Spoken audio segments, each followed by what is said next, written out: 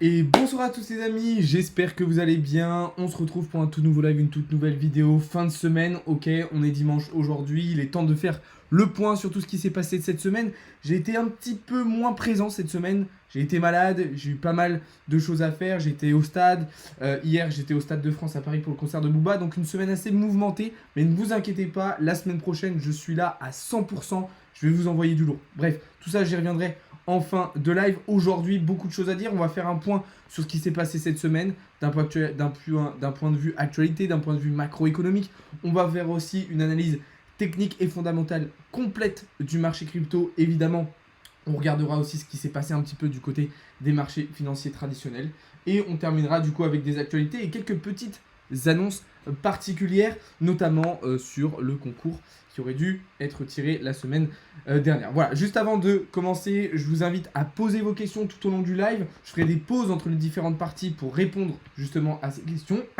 Je vous invite à vous abonner et à rejoindre le serveur Discord si ce n'est pas déjà fait. Et je vous précise tout de suite que si vous ne pouvez pas suivre l'intégralité du live, je vous mettrai comme d'habitude la rediffusion sur la chaîne YouTube. Donc ne vous inquiétez pas. Ok, c'est parti, on va commencer tout de suite. Globalement, un week-end qui s'est plutôt bien passé pour le marché crypto. Alors plutôt bien passé parce qu'en fait, on n'est pas venu chercher plus bas, contrairement à ce qui peut se passer d'habitude. Mais en réalité, très très peu de volatilité ce week-end sur le marché crypto.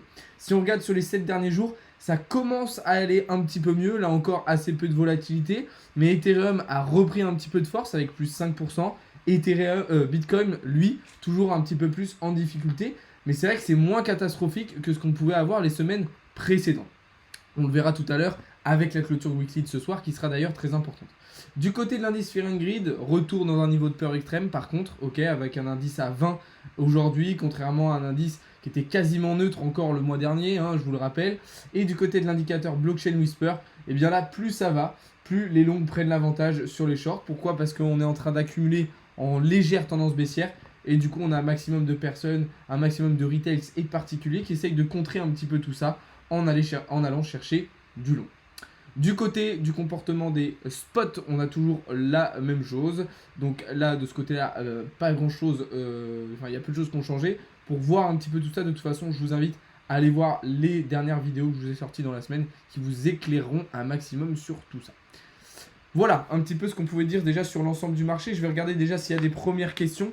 Et puis après, on va pouvoir continuer dans de l'analyse technique. Je peux investir dans quoi à 16 ans? J'ai pas beaucoup de budget, c'est la Hess. Fais du DCA, Amine, petit à petit, mets des petites sommes dès que tu en as un petit peu sur certaines cryptos, notamment sur Bitcoin et Ethereum, sur les principales cryptos, pour limiter les risques.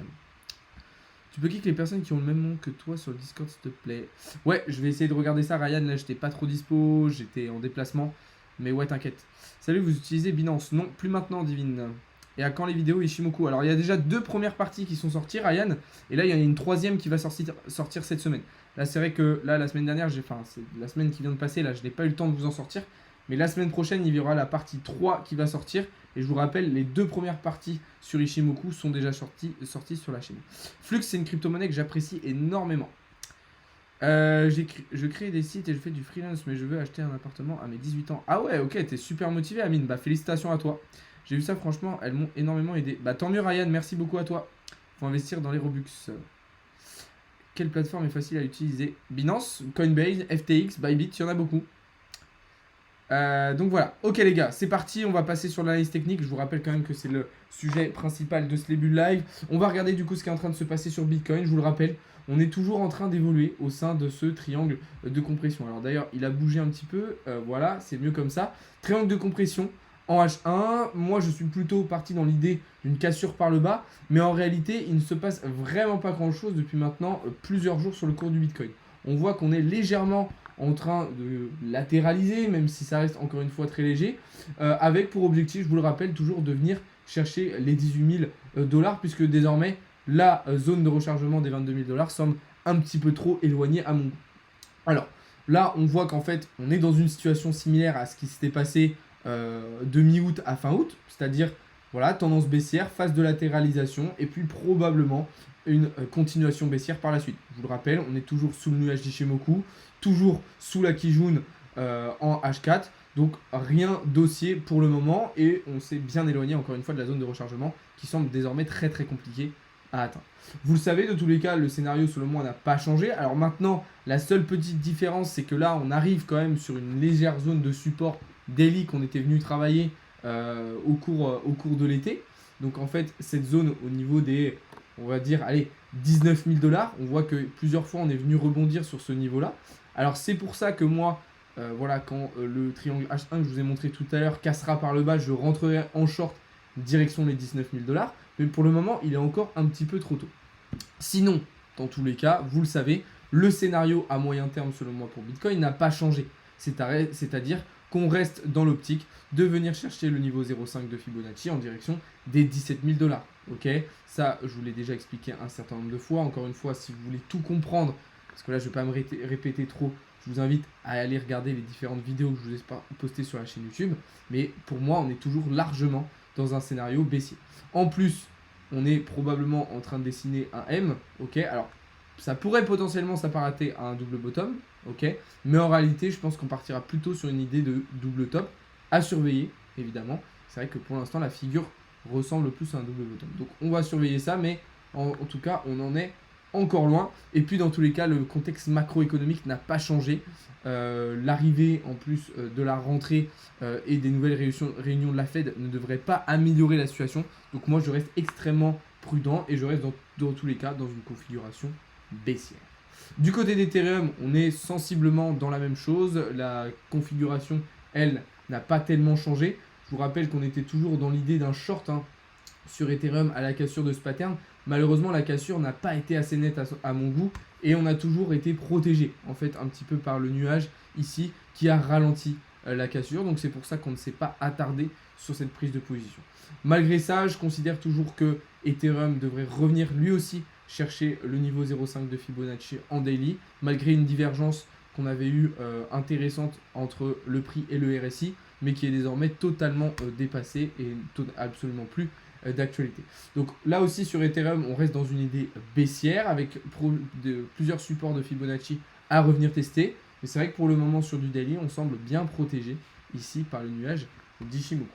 Voilà un petit peu ce qu'on pouvait dire déjà sur Bitcoin et Ethereum, sur les deux grosses capitalisations. Je vais répondre un petit peu à vos questions et puis on va pouvoir regarder ensuite ensemble ce qui se passe du côté des altcoins, ce qu'il y a comme position intéressante sur cette fin de week-end et pour le début de semaine prochaine. Alors sur Twitch, Mel qui demande, je pense que le BTC nous fait la même chose que septembre 2021 avec un peu qui pourrait monter vers 26 000. Alors effectivement, c'était un scénario que je vous avais évoqué dernièrement.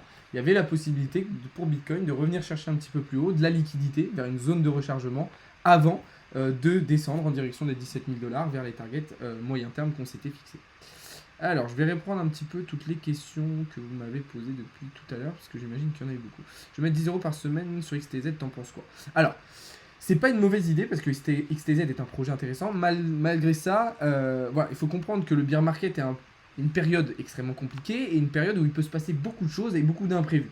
Ok, on n'est pas à l'abri que certaines cryptos, certains projets tombent à l'eau, disparaissent au fur et à mesure du temps. Donc moi, c'est pour ça que quand on est en période de bear market, je recentre un maximum mes investissements et mes prises de position sur Bitcoin et Ethereum. Ok, je me permets aussi d'autres grosses capitalisations comme le BNB, le GLD, le Polkadot ou encore la VAX, mais j'essaye de me recentrer sur les grosses cryptos vraiment. Le flux peut bien montrer après The Merge. Oui, Nicolas. Je pense que le BTC fait le même mouvement qu'en septembre 2021. Ah bah c'est Mel, t'as dû me dire le même message sur Twitch. Je pense que tu dois être sur les deux lives. Bonsoir Palipalo. Je vois aller chercher les 26 000 voire plus. Pour moi ça me paraît un peu haut, mais c'est possible qu'on aille chercher cette zone de liquidité. En tout cas il y en a une première déjà au niveau des 22 000 $ qui pourrait être intéressante à saisir. Si t'as que 10 €, prends son VIP et prends les calls parce que franchement 10 € tu vas pas te faire grand chose. Alors c'est vrai que après avec 10 €, c'est du DCA, c'est du long terme, donc évidemment la rentabilité va être légère. L'autre option, effectivement, quand on a très peu de capitaux, c'est de se former au trading.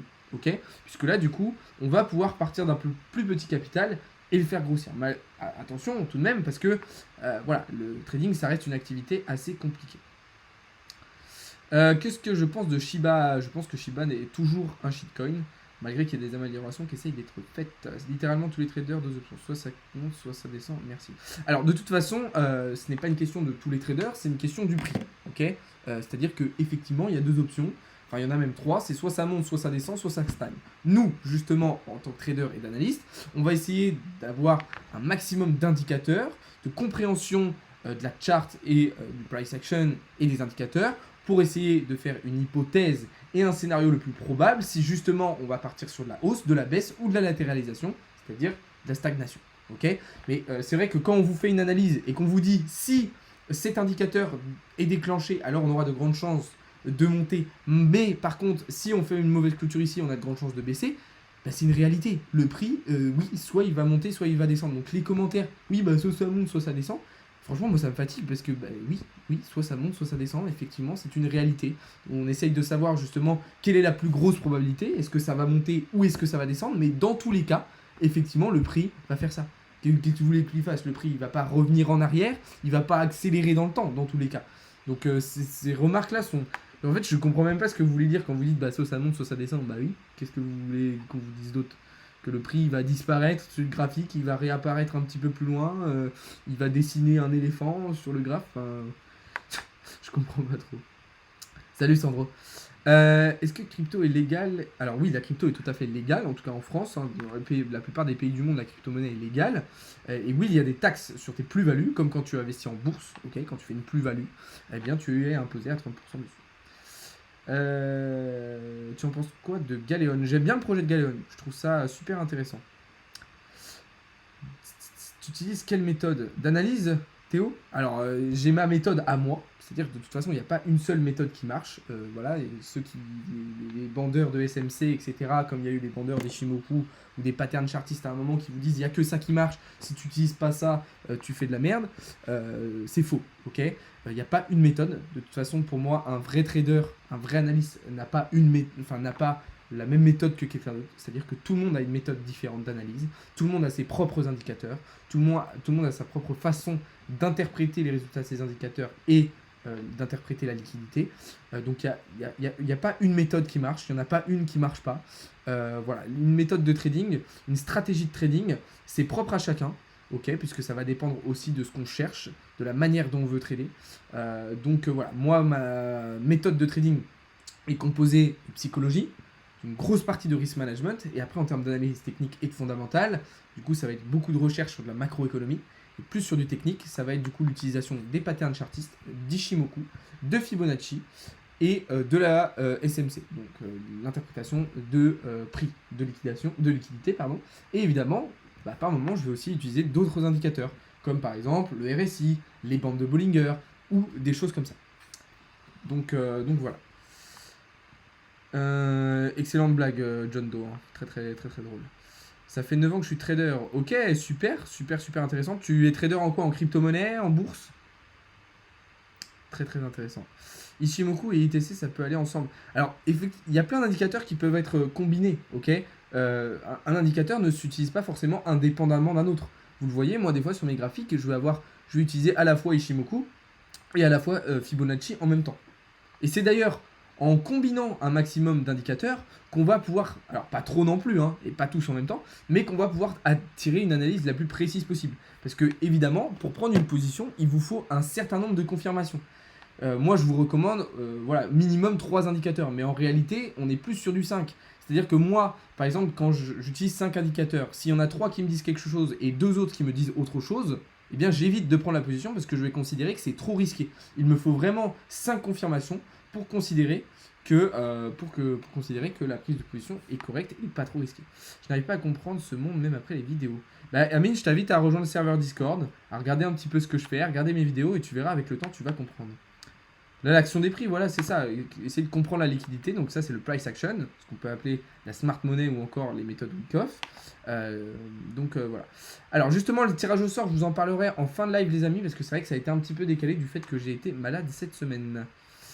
Donc voilà. Ok les gars, on va continuer un petit peu l'analyse sur les différentes prises de position, les différentes opportunités qu'il va pouvoir y avoir sur le marché sur cette fin de semaine et puis pour la semaine prochaine. Alors je vous le rappelle que voilà, en daily, alors c'est aussi lisible en H4, on est toujours dans cette position sur le cours du rose. Alors le truc c'est que voilà, moi je considère qu'on est rentré dans une zone d'achat intéressante. Pourquoi? Parce qu'en fait on est rentré dans un niveau entre 0,786 et 0,618 de Fibonacci, qui est selon moi une zone d'achat intéressante. Et en plus de ça, ici, on est bien protégé par un plat SSB Kijun. Ok, donc là, vous voyez le plat du nuage et la Kijun ici, donc plat SSB Kijun. Donc un support relativement intéressant qui constituait selon moi un prix d'entrée, là aussi intéressant. Et du coup, j'ai décidé de prendre une position. Alors, j'en avais pris une première qui était un petit peu plus large, qui fonctionnait de cette manière, ok, où en fait, j'avais placé mon stop loss directement sur le niveau 0,786, donc au niveau de cette grosse zone de support daily, qu'on pourrait prolonger évidemment dans le passé, hein. Et une prise de profit que j'avais placée ici sur le plat du nuage, juste en dessous, le niveau 0,382 de Fibonacci. Et puis après, évidemment, avec pour volonté de venir chercher ici ce top-là. Donc là, il y avait déjà une première opportunité sur le rose. Maintenant, voilà, le marché est un petit peu en train de latéraliser, donc c'est vrai qu'il ne se passe pas grand-chose. Ensuite, sur le NIR, là, on est toujours en short, ok. Alors, ce qui est intéressant, c'est qu'on est rentré en short suite à la cassure de ce canal ascendant. On avait cette zone ici de ce support qui aurait pu être un petit peu compliqué à passer, mais au final, on voit qu'on a réussi à passer en dessous.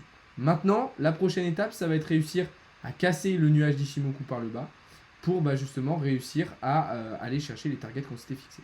N'hésitez pas tout de même à prendre un petit peu de profit dès maintenant, au cas où on repart directement vers le haut. Ça pourrait être selon moi une très très bonne idée. Du côté du CAG, on était bien parti. Malheureusement, on n'a pas réussi à utiliser le twist du nuage pour se faufiler et aller chercher les targets qu'on s'était prévus. Donc là, vous voyez qu'on revient sur notre prix d'entrée. On est bien protégé en H4 par le nuage d'Ishimoku, mais si par malheur on voyait le prix passer sous le nuage, alors je pense que je clôturerais ma position puisqu'on aurait de grandes chances par la suite de venir chercher ici notre stop loss, sachant qu'on est déjà repassé sous la Kijun et sous la Tenkan. Du coup, voilà un petit peu sur les différentes opportunités qu'on a en ce moment sur le marché. Ça me permet de faire une transition sur nos résultats de la semaine en trading. Ah oui, il y avait un petit trade sur le BNB aussi que je voulais vous montrer, qui part très très bien, qui est très intéressant. Mais encore une fois, le marché a été calme, donc il ne s'est pas passé grand-chose. Et d'ailleurs, ça me permet de faire du coup, comme je vous disais, la transition sur nos résultats cette semaine dans le serveur Discord. Une semaine très très calme. Du coup, vu que le marché a été, lui, très très calme, et bien vous le voyez. On a touché donc 7 take profit, seulement 2 stop loss. Donc la majorité de nos trades sont encore en fait en cours. Vous voyez par exemple ici on a 2 shorts sur Bitcoin et Ethereum qui sont encore en cours. Et puis là tous les trades dont je vous ai parlé qui le sont aussi. Donc en fait la grosse majorité de nos positions ne sont pas encore terminées. Alors il y a beaucoup de take profit qu'on s'approche, dont on s'approche, hein. Par exemple AXS, non je sais plus c'est lequel. Je sais plus c'est quel trade. Flux, on s'approche très très rapidement de notre take profit, hein. Je pourrais vous le montrer tout de suite. En plus vous me parlez du flux tout à l'heure, vous voyez qu'on s'approche très très rapidement de notre take profit, hein. Donc voilà, mais ça reste des très très bons résultats, une fois de plus dans le serveur Discord. Pourquoi? Parce que on reste avec 7 take profit touchés contre seulement 2 stop loss. Donc déjà en termes de win rate, c'est parfait. Et vous le savez, sur l'ensemble de nos positions, on a un très très bon risque management, toujours avec un bon ratio risque récompense au minimum à 2,5, avec une bonne gestion des gains, une bonne répartition des gains. Donc ça nous permet d'avoir une très très bonne rentabilité. Dans tous les cas, vous avez tous les résultats semaine par semaine que je vous poste ici dans le serveur Discord. Donc si jamais vous voulez rejoindre le groupe VIP, Crypto VIP, vous avez tous les résultats qui sont postés toutes les semaines dans le serveur Discord. Donc vous voyez que toutes les semaines, on est largement en positif. Vous pouvez aussi aller voir les résultats des membres. Vous voyez, plus 133%, plus 140%. Ici, on a eu plus 613%. Là, cette semaine, il y a une personne qui a réalisé une performance de plus 4000%, je crois, sur un trade. Il faudrait que je vous la retrouve. Je ne sais plus où est-ce qu'il avait mis. Voilà. Là, résultat, donc vous voyez, son nom est écrit en rouge. Ça veut dire qu'il est membre VIP du serveur Discord. Et donc là, vous voyez, il a réalisé une performance de plus 4000% grâce à un trade sur le TRB. Ok. Donc TRB, pour ceux qui me suivent un petit peu, ça, c'était en plus un trade que je vous avais partagé gratuitement, je crois, le TRB. On avait pris cette position-là. Ok. Donc là, magnifique prise de position sur le TRB. En tout cas, vous le voyez, des résultats très très intéressants dans le serveur Discord. Après, voilà, pour ceux qui ne sont pas intéressés que par la crypto, vous avez aussi une offre premium qui va englober de la bourse, du minage, de la DeFi, des gems, de l'NFT, des ICO, de l'immobilier, du e-commerce. Donc qui englobe aussi beaucoup de choses. Dans tous les cas, je vous invite à rejoindre le serveur Discord en cliquant sur le lien dans la bio. Et vous allez dans la partie devenir premium. Vous allez en revoir en gros toutes les offres et toutes les explications sur ce à quoi vous avez le droit et ce à quoi vous avez accès. Encore une fois, vous avez le lien dans la bio, je vous invite à aller checker tout ça. Ok les gars, je vais reprendre un petit peu désormais vos questions et puis après on va pouvoir continuer sur la suite. Salut, je suis vite dans le groupe Discord, je voulais te demander à quel prix il faut sortir du CHZ. Et je suis sorti de ma position sur Rose, je voulais savoir si ça vaut la peine de rentrer à nouveau. Alors non, si t'es sorti de Rose, Samir, ça vaut pas forcément le coup de re-rentrer. Pour le CHZ, j'avais marqué le take profit auquel il fallait sortir, hein, de toute façon, Samir. Donc je t'invite à aller checker tout ça. Je vais checker un petit peu tous vos messages parce que j'imagine qu'il y en a beaucoup encore une fois. Ok. Tu veux de l'outil? J'ai pas compris puissant. De quel outil tu parles? Mais mon rêve, si tu veux apprendre, regarde n'importe quelle vidéo YouTube et tu vas comprendre. Exactement, Ryan. C'est les bases des bases que tu demandes. Exactement. Pour tous ceux qui veulent débuter, pour tous ceux qui veulent des bases en analyse technique, en crypto, tout ce que vous voulez, vous avez largement ce qu'il faut en contenu gratuit. Après, c'est vrai que quand on veut aller vraiment plus loin, là, il faut passer sur des choses un petit peu plus poussées. Et pour débuter, vos premiers pas, faites-les gratuitement, les gars. À part si vraiment vous voulez un accompagnement personnalisé dès le début. Alors, pas de conseil d'investissement ici, Amine. Pas d'activité le week-end, pas trop, et ça va pas trop bouger effectivement les marchés ce week-end, Bruno. En fait, il faut un cas pour commencer, les prix varient pas beaucoup, c'est long. Non, tu peux commencer avec beaucoup moins que 1000$. Hein. Il y a la moitié de ETH, c'est la moitié du Discord qui s'est fait SL sur ETH. Bah, normalement, on n'est pas rentré encore sur Ethereum, Ryan, je crois. Ah, sur un call que t'avais donné? Ou sur le mien, Ryan? 150€ cette semaine, Ryan, félicitations à toi. Vive les rois. Non, je ne connais pas d'Apradar, Yann. N'hésite pas à m'envoyer un petit message sur mon Instagram pour m'en parler, ça me semble intéressant. T'as le lien dans la bio si tu veux. CHZ à Hold, effectivement, très bon projet CHZ, très bel écosystème, très intéressant à long terme. 7 septembre, il y a le début de la taxe Luna. Ouais, et c'est pour ça que d'ailleurs le Luna pourrait continuer d'augmenter jusqu'au 7 septembre.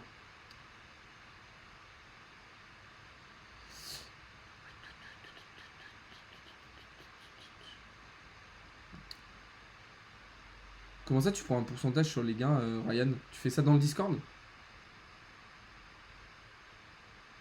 Si tu veux des calls, Amine, je t'invite à rejoindre le serveur Discord. Hein. Il y en a gratuitement, il y en a aussi des payants. On en partage, que ce soit en bourse, en crypto-monnaie, etc. Donc je t'invite à aller checker tout ça. Bon, en tout cas, sinon, les gars, on a eu quand même pas mal de résultats cette semaine, d'un point de vue macroéconomique. Hein. Je continue du coup sur la suite du live, sur la suite des informations. On a eu pas mal de choses, ok. Les résultats d'inflation aux États-Unis, d'inflation au Royaume-Uni, les chiffres du chômage au Royaume-Uni, aux États-Unis, pardon. Globalement, ce qu'il faut retenir de toutes ces actualités qui continuent encore et encore, c'est que le contexte macroéconomique ne s'améliore pas. Ok, tout se complique au fur et à mesure. Donc encore une fois, je vous le répète, mais il y a deux options. Soit Bitcoin va rester corrélé au marché financier traditionnel et à ce contexte macroéconomique défavorable et du coup va continuer à baisser. Soit Bitcoin va peut-être profiter de cette période pour se décorréler de tout ça, prendre son élan indépendamment comme il l'avait fait pendant la période Covid et du coup aller chercher bien plus. Ça, on le verra dans les prochaines semaines, dans les prochains mois. Pour le moment, il est encore beaucoup trop tôt pour le dire. Et sur ENS, on n'a pas encore atteint le prix d'entrée. Moi, du coup, ENS, j'ai enlevé mon ordre. Hein. On avait déjà fait un beau profit sur ENS cette semaine. Là, du coup, j'ai enlevé mon ordre parce que je trouvais pas ça intéressant. Est-ce que tu as un site ou une application pour avoir toutes ces news? Ouais, bah de tous les cas, je t'invite à rejoindre le Discord et Ratas, parce que dans le Discord, je vous les partage toutes. Ok, toutes ces actualités-là, je vous la partage dans la partie actualité, dans la partie économie. Donc, tout ça, c'est des parties gratuites, hein, vous avez libre accès à tout ça. Je vous partage toutes ces actualités-là sur l'inflation, sur les chiffres du chômage, sur les prix des matières premières, sur tout ça. Après, sinon, comme site, Capital est très bien, Zone Bourse, Bloomberg, Glassnode sont aussi très intéressants. Sinon, pour plus de la crypto, tu vas avoir Cryptost qui est très intéressant là-dessus, mais qui est vraiment beaucoup plus porté sur des news crypto. Donc voilà. Fiatlic, oui, je connais aussi Fiatlic, Bruno. Oui, je vis absolument de ça, Amine. Voilà. Mon travail, c'est la crypto-monnaie. Donc voilà. Voilà. Ok les gars, on va terminer ce petit live ensemble avec quelques petites actualités. La FIFA qui va lancer sa plateforme de NFT, je ne sais pas si vous en avez entendu parler. Bonne nouvelle, ça va permettre de démocratiser encore plus et d'adopter à grande échelle les cryptos, les NFT, etc. Donc ce sera sur la blockchain Algorand, une blockchain qui est en plus, je trouve, très intéressante. Une autre petite actualité, cette fois-ci un peu plus négative, puisque le FBI a de nouveau mis en garde la population et les institutions, les entreprises contre les crypto-monnaies. Rien d'étonnant, mais c'est vrai que c'est un petit peu redondant. Et enfin, clap de fin pour Babylon Finance qui ferme du coup ses portes suite à un gros crash. Voilà, je vous rappelle, il y avait eu 80 millions de dollars qui avaient été volatilisés. Bon, bah ça fait partie du bear market, je vous en parle souvent. Ça permet aussi de purger le marché, de tirer le meilleur du marché et d'éliminer un petit peu les projets les moins intéressants. Ça en fait partie. Bah, tu viens de dire que tu prenais un pourcentage sur les gains, Ryan. Pas compris. Mais d'ailleurs, Ryan, si vraiment t'es chaud, n'hésite pas à m'envoyer un message et tu pourrais passer dans l'équipe du Discord, hein. Si vraiment tu te débrouilles bien, voilà, on pourrait te faire passer dans l'équipe du Discord, que tu bosses avec nous, ça pourrait être cool. Donc voilà. Voilà un petit peu ce qu'on pouvait dire. Les gars, je vais terminer ce live du coup avec quelques petites annonces. Déjà, je vous invite réellement à toutes et à tous à rejoindre le serveur Discord. C'est vraiment là-bas que tout se passe. Ok, donc allez checker ça. Je vous précise un petit truc. C'est que effectivement, il y avait un concours. Et il y a un concours en ce moment sur Instagram et sur Twitter. T'inquiète Ryan, c'est pas forcément un problème. On pourra en discuter. Envoie-moi un message sur Insta. Du coup, comme je vous disais, il y a en ce moment un tirage au sort, un concours en ce moment sur Instagram et sur Twitter, avec beaucoup de cadeaux à gagner, beaucoup de lots, etc. beaucoup de gagnants. Le truc, c'est que là, le tirage au sort devait être fait la semaine dernière. Malheureusement, je n'ai pas pu le faire parce que j'étais malade, après j'ai bougé à Paris, etc. Donc, le concours est prolongé, c'est-à-dire que je ferai le tirage au sort demain soir, d'accord? Donc, pour tous ceux qui n'ont pas encore participé, eh bien, je vous invite à aller checker tout ça. Puisque vous avez jusqu'à demain soir, je ferai le tirage au sort à ce moment-là. Donc allez checker ça les gars, ça se passe sur Insta et Twitter. Je vous laisse aller voir ça et puis voilà. Sinon, dernière chose que je voulais vous dire, avant-dernière chose, pour tous ceux qui veulent se diversifier, apprendre de nouvelles choses, je vous rappelle que la formation e-commerce est toujours disponible. Ok, il y a un coaching, du suivi personnalisé. Je vous laisse aller checker tout ça dans la bio. Vous allez dans la partie e-commerce, vous prenez rendez-vous si vous êtes intéressé. Et voilà. La dernière chose que je voulais vous dire, c'est que hier soir, j'étais au concert de Booba au Stade de France. C'était une soirée extraordinaire. Si vous avez la possibilité de voir des vidéos du concert, de regarder un petit peu, c'était vraiment super. Alors, je sais que peut-être certains d'entre vous ne sont pas du tout fans de rap, ne sont pas du tout fans de Booba, mais sachez que voilà, c'était un truc de fou. Moi, j'ai kiffé. Je pense que je vais vous mettre des petites vidéos peut-être sur TikTok, etc. du concert. Je vous ai mis rapidement quelques stories sur Insta, mais rien de fou. Donc voilà, mais en tout cas, c'était vraiment génial. Je sais pas si certains d'entre vous étaient au concert aussi hier soir, peut-être. Peut-être que parmi vous, il y en a. Mais en tout cas, c'était un superbe événement. Voilà les amis, j'espère que vous avez tous passé une bonne semaine, que vous avez passé un bon week-end. Pour ceux qui reprennent les cours ou le travail demain, et ben, bon courage à toutes et à tous. Ok, voilà, arrivez plein de motivation, plein de détermination et tout va bien se passer pour vous. Si je fais plus de... Ok, Ryan, mais je te dis, envoie-moi un message sur Insta. Donc voilà, bon courage à tous. Sur ce, je vous souhaite à toutes et à tous une très très bonne soirée. Merci beaucoup d'avoir été présents sur ce live. On se retrouve nous dès demain matin pour davantage de contenu et davantage d'analyse. Ciao à tous les amis, c'était Alex de Crypto Learning.